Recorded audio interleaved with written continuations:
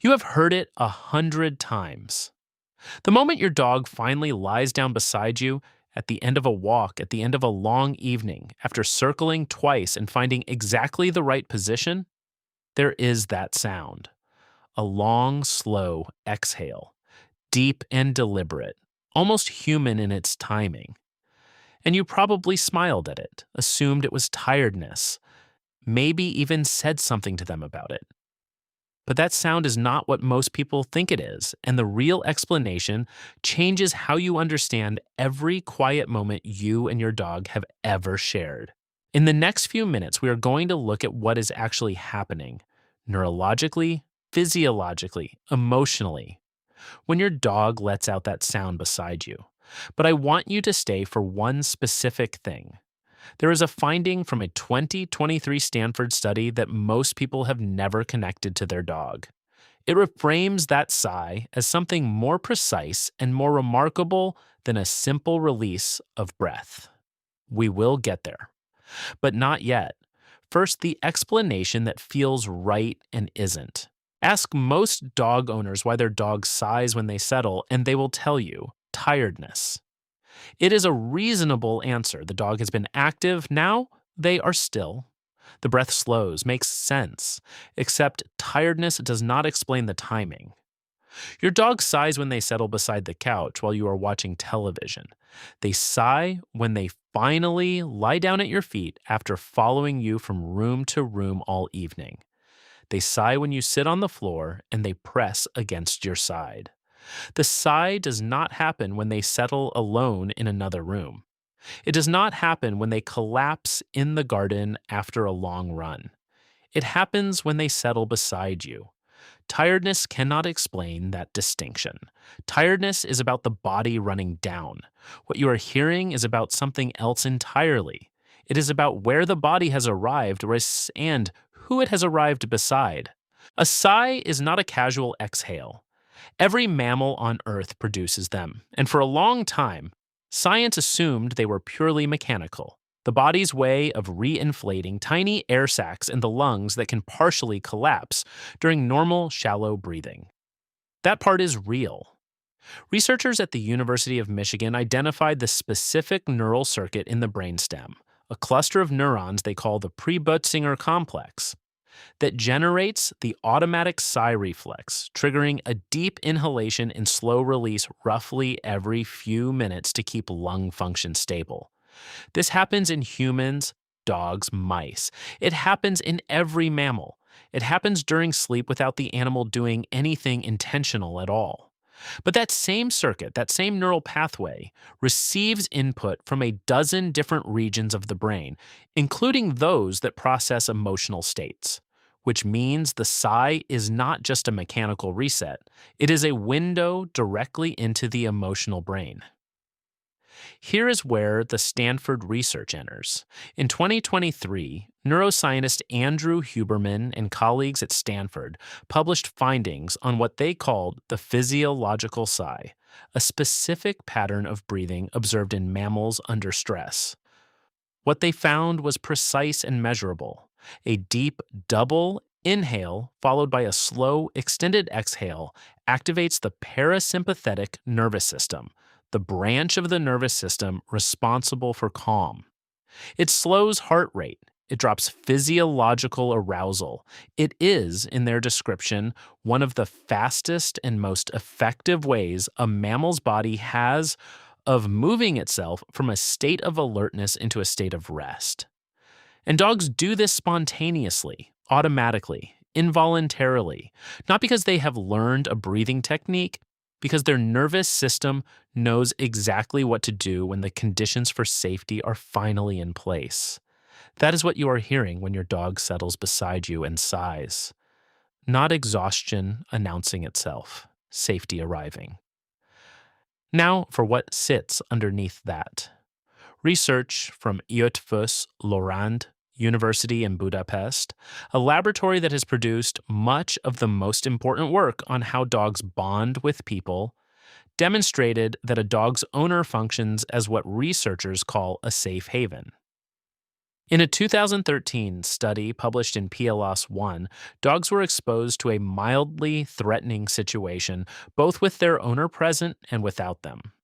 The physiological measures were unambiguous. With the owner absent, heart rate climbed and heart rate variability, a sensitive marker of nervous system stress, shifted significantly. With the owner simply sitting quietly nearby, making no gesture, saying nothing, the dog's cardiac stress response was measurably reduced. The owner's presence alone changed the dog's physiology. This is not about commands or training or treats. This is a nervous system reading its environment and reaching a specific conclusion. This person is here. The alert can lower, the watch can ease. The sigh is the body enacting that conclusion out loud. The context surrounding the sigh tells you exactly which kind it is, and it is worth knowing the difference. A contentment sigh comes at the end of settling. Your dog has circled, positioned, pressed against you, or placed themselves at your feet. And then the exhale comes with it. The body goes loose, eyes go soft or close. There is no tension in the face, no alertness in the ears.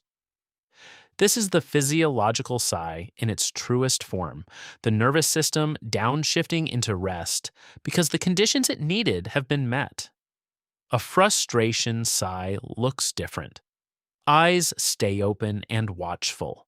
The dog may be sitting rather than lying down.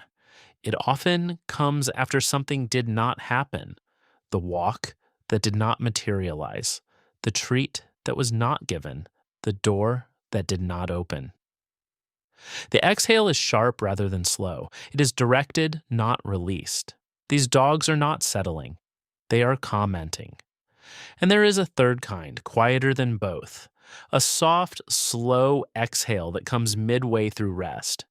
Not at the beginning, but after the dog has already been still for a while. This is the body performing its automatic reset, the brainstem doing its maintenance work. It means nothing dramatic. It simply means the animal is deeply, genuinely at ease.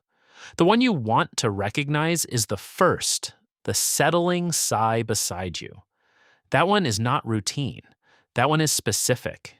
Here is the part that makes this feel ancient. Because it is. Dogs are the only animal domesticated before agriculture, before the first city, before the first field was planted, before written language existed. There was already a dog lying beside a human at the end of the day.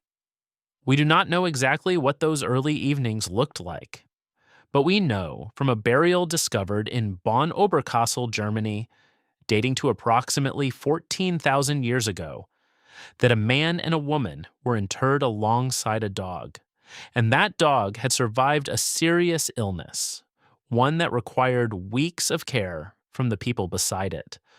14,000 years of evenings. 14,000 years of a dog settling in, reading the air, and letting the breath go slow. The physiological mechanism your dog uses to tell their nervous system it is safe was not invented in your living room. It was refined across millennia of exactly this.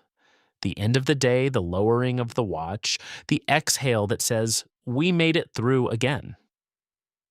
That sound has been happening for longer than almost anything else between our two species. Now, the part that matters practically. If your dog has always been a settler, so the kind who finds their spot and sighs and stays, and one day the settling stops, pay attention to that. Sometimes the reason is environmental, a change in the home, a shift in schedule, a new presence that has altered the emotional atmosphere of the space. Dogs track these changes at a sensitivity most people underestimate. But sometimes the reason is physical. Veterinary researchers have noted that a dog who stops settling in familiar ways, who seems unable to find a comfortable position, who lies down and rises again repeatedly without ever releasing, can be showing early signs of pain. Not dramatic pain, the quiet kind. The kind that does not announce itself in yelping or limping, but shows up in restlessness, in the absence of the sigh that used to come so easily.